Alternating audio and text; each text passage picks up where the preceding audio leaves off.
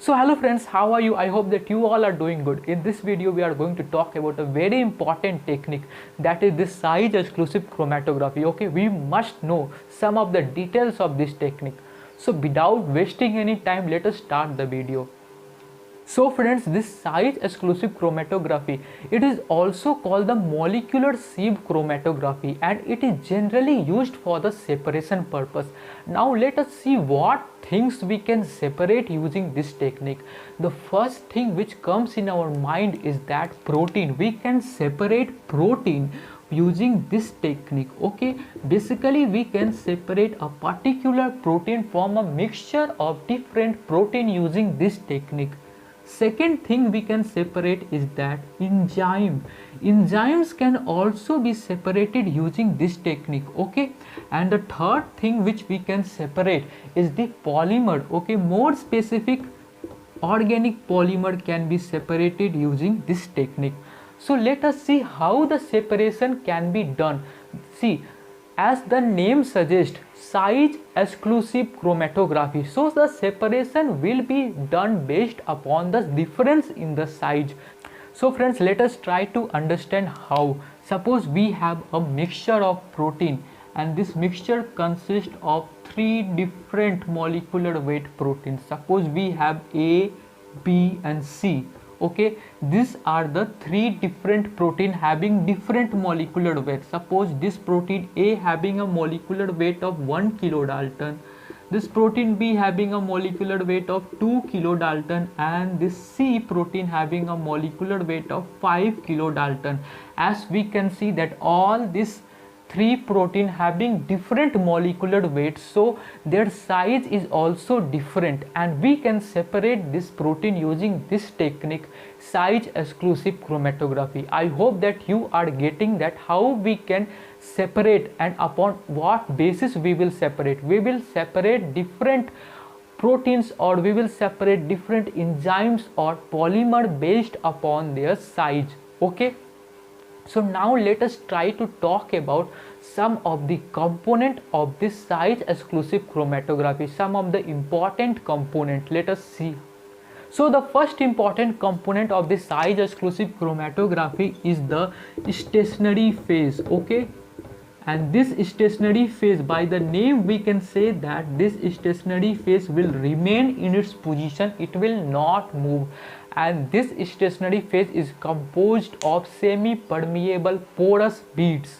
Okay, it's composed of semi-permeable porous beads, and this stationary phase should be chemically inert, means it should not react with the sample which we want to separate.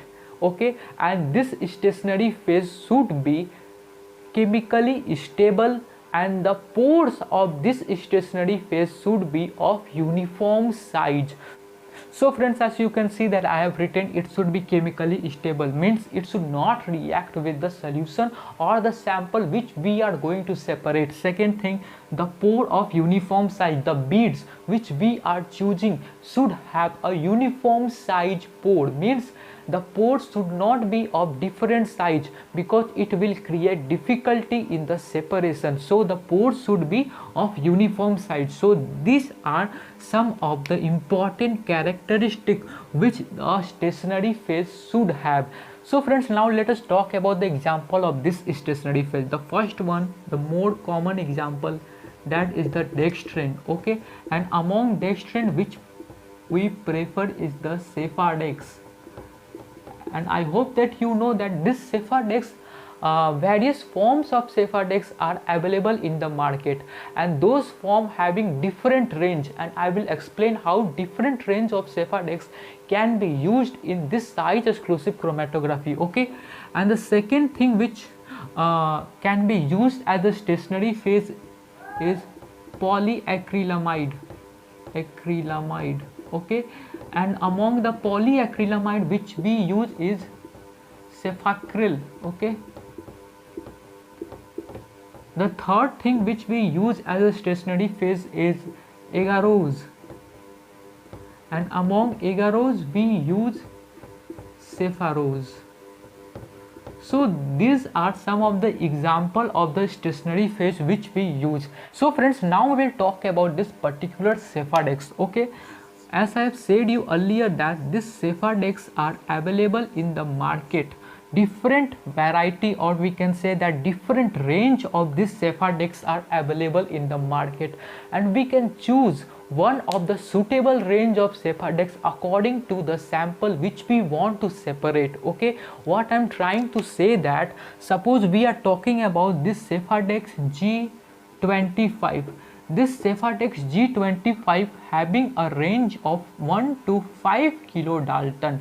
And now what is this 1 to 5 kilodalton? It is a range. Okay, basically what I'm trying to say that this Sephardex G25 cannot separate protein having a molecular weight less than 1 kilodalton, and it also cannot separate the protein having the molecular weight more than 5 kilodalton. So basically it will separate only those protein from the mixture of different proteins having a molecular weight between 1 to 5 kilodalton.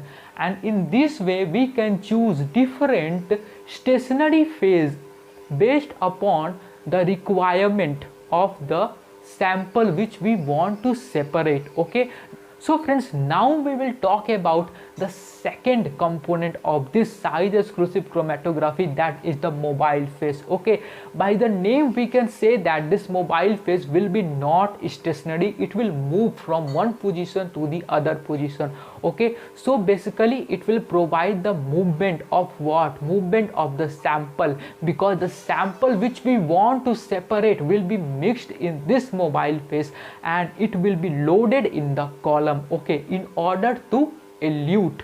So basically the mobile phase which we will use is of buffer of different pH. Okay, based upon the resin beads which we have used, we will choose the pH of the buffer because it will stabilize it.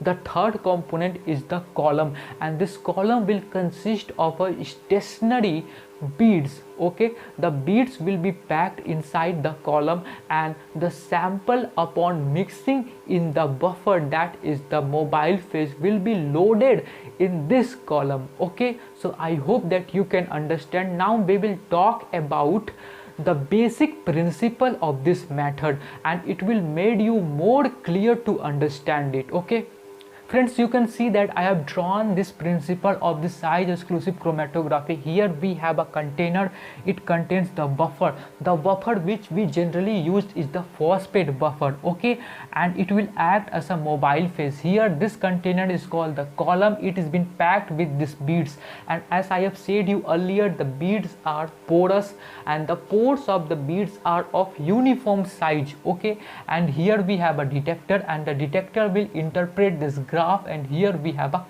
collecting tube. Okay, what we have here, it is a collecting tube. So basically what will happen in this buffer, we will mix the mixture which we want to separate. Okay, and we know that the mixture should be of varying size, because in the size exclusive chromatography we are separating the component based upon the difference in the size. Okay, so different size of the protein is being mixed inside this buffer. If you want to separate a protein, then different sizes of the protein is being mixed in this buffer. Okay, and now what will happen, this whole thing will be loaded inside this column. Okay, and in that mixture, the larger component, the larger proteins in that mixture, the larger protein will be eluted first. Why?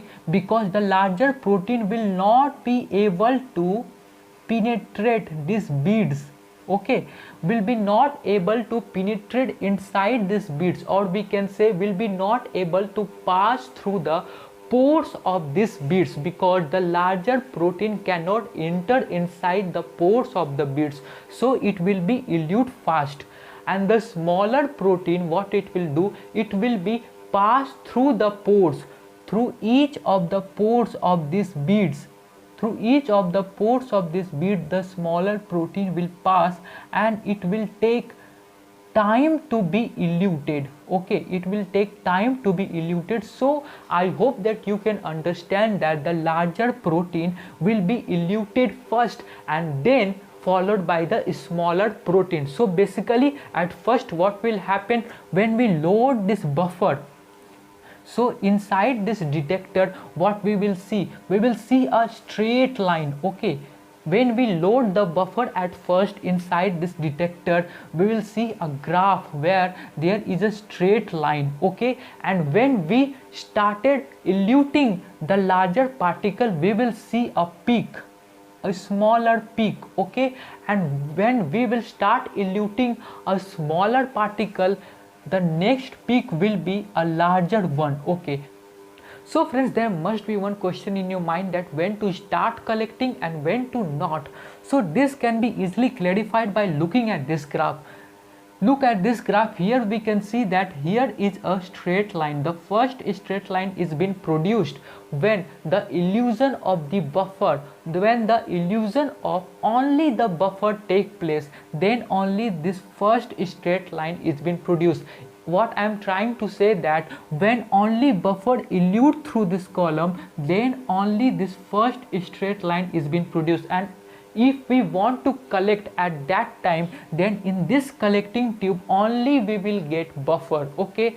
And here we can see that the first small peak, this first small peak is being produced when, listen carefully, this first small peak is being produced when the larger protein particle eluted, okay. When the larger protein particle elutes, then this first small peak is being produced, okay. So if we want to collect the larger protein particle, then by seeing the first small peak we can start collecting, and in this collecting tube we will get the larger protein particle. So I hope that you can easily understood how to collect by looking at this graph, okay. So friends, I hope that this video is quite helpful to you. I am ending this video here. In the next video we'll talk about this graph in much detailed way, and we will see how to interpret the molecular weight by seeing this graph. So for then, goodbye, take care, have a nice day. Please like and subscribe. Thank you.